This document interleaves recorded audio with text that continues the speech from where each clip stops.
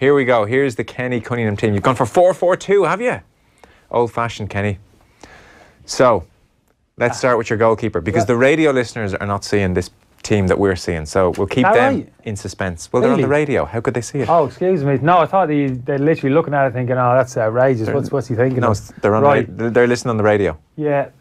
Well, I've kept the 4-4-2. I mean, this is an argument straight away in terms of how do you shape up. A lot of teams playing 4-3-3. I just like to get two centre forwards into my team high up the pitch. So David De Gea in goal, back four of Andy Robertson, Laporte, Van Dijk.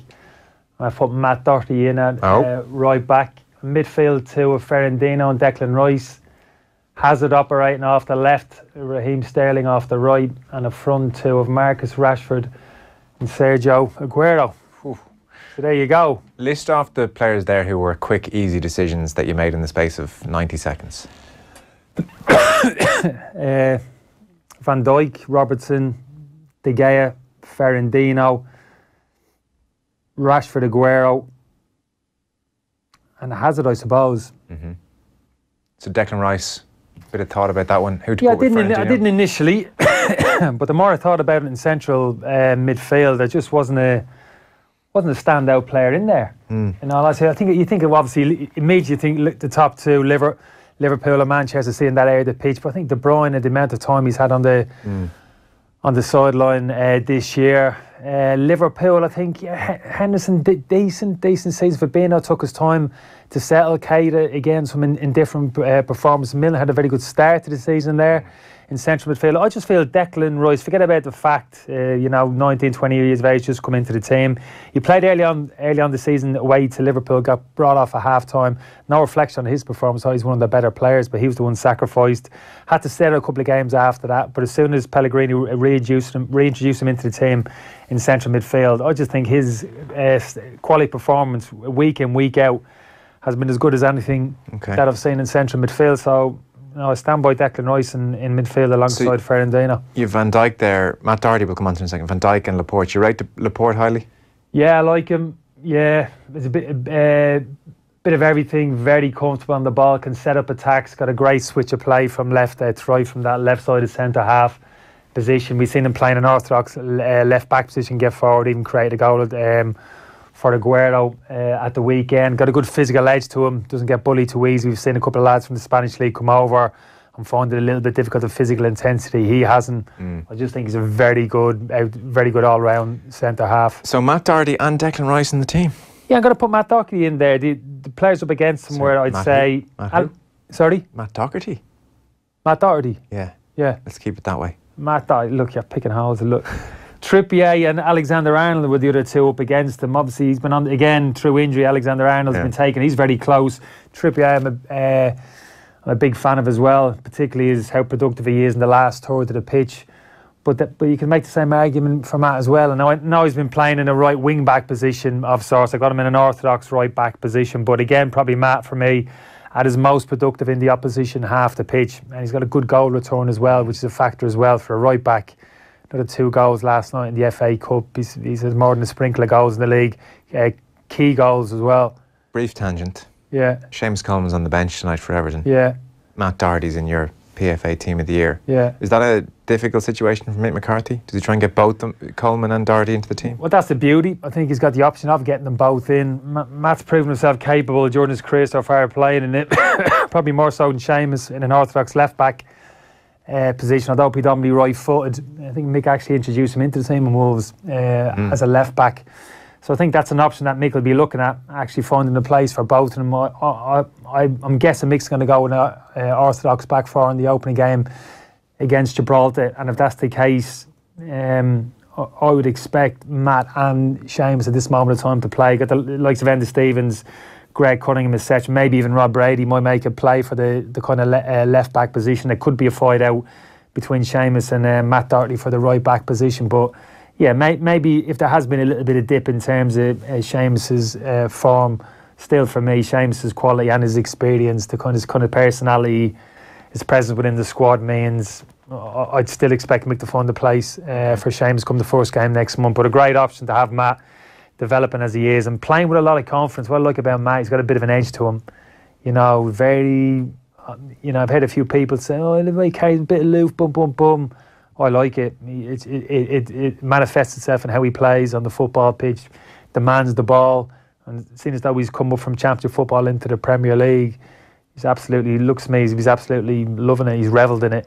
He's enjoying himself and making a big contribution in a very talented Wolves outfit. So you went for Rashford and Aguero. Aguero. Yeah, that's me front two. Yeah, I'm sure people will throw in Harry Kane, etc. But Aguero for me gets gets the edge, and I haven't gone on Google and had a look at like who scored the most goals this season, Kenny, who scored the most assists. You're a football man. You don't need stats. Yeah, I've seen enough. And for me, it's Aguero and Rashford for me. Some people argue there's a matter of the partnership that they complement each other. They just putting the two best kind of number 9s on the pitch, but Rashford for me has been hugely impressive this season under difficult circumstances and what he's had to contend with. He's been impressive since he first came into the Manchester United team for me. And the last kind of month and a half has been absolutely phenomenal.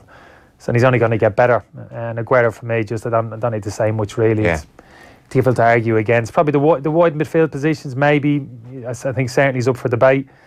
Salah in particular, obviously Liverpool fans might be screaming. Sané, I'm a huge fan of Manchester City, and I'd probably even throw in Son at Tottenham as well. Maybe a little bit unlucky to find himself maybe out of the team, one of those wide areas, but Sterling's kind of first couple of months of the season was absolutely phenomenal. Yeah. And regardless, his general performance was exceptional. His stats are off the chart in terms of goals and assists, phenomenal. And probably Hazard, that's one thing maybe that lets him down in terms of maybe goals and stats throughout his career. I think that's maybe where you could argue that one, Hazard. But I still feel as if Hazard, when he's on his game, and he generally has been this season, he kind of blows you away a bit. That kind of dynamism which he has, that close control, ability to manipulate the ball in kind of tight areas. He's one of the few players who would really scare me. If it was playing in the modern game, he'd actually scare me to have to play against him. One of those players I'd feel as if I just really haven't got the tools. A little bit like Henry, different type of player in terms of stature, but similar to Henry in terms of you're almost scratching your head. I don't know how to deal with this. I can't deal with this fella. Yeah, he's that type of player.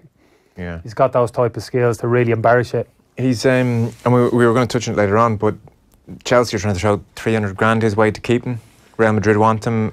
He's got a year left in his contract, and it seems like he's definitely starting to wonder, should I stay here for another 4 or 5 years? He's been wondering for too long now. Make your mind up, just make a decision. He's got a year left in this summer. If he doesn't sign that contract, you get him out the door. Yeah. You get as good as money. They'll probably, even with a year left, they'll probably get close to maybe somewhere between 75 and 100 million for him, even with that year left to in his contract. That's how desperate clubs are to have him. They've got to reinvest that money. Ideally, keep him. They brought Higuain in. Whether Higuain's the answer long term up front for them, I think he's best operating left of 3.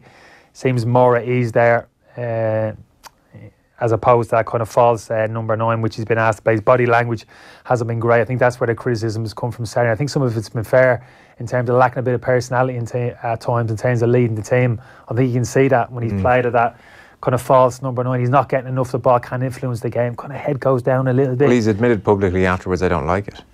Yeah, exactly. But he's showing you that he doesn't like it. That's my point. It's okay not liking it, but actually getting on with it during the course of the 90 minutes and actually trying to impact the game. Now, it's not my favourite position, but I'm going to take the lead here and kind of lead the troops, show the right type of attitude, the right kind of body language. He hasn't always done that. But he's in Kenny Cunningham's team. He's in Kenny Cunningham's team. Yeah, so that's it. I didn't realise you'd have him up quite that highly, Henry territory, in terms of no way to stop this guy. That's serious. Yeah, well, for somebody with different tool set to me, and you would have seen me play as well. I wouldn't have been the particularly quick over the ground. I think that's key as a defender. Go up against Hazard, particularly 1v1 situations.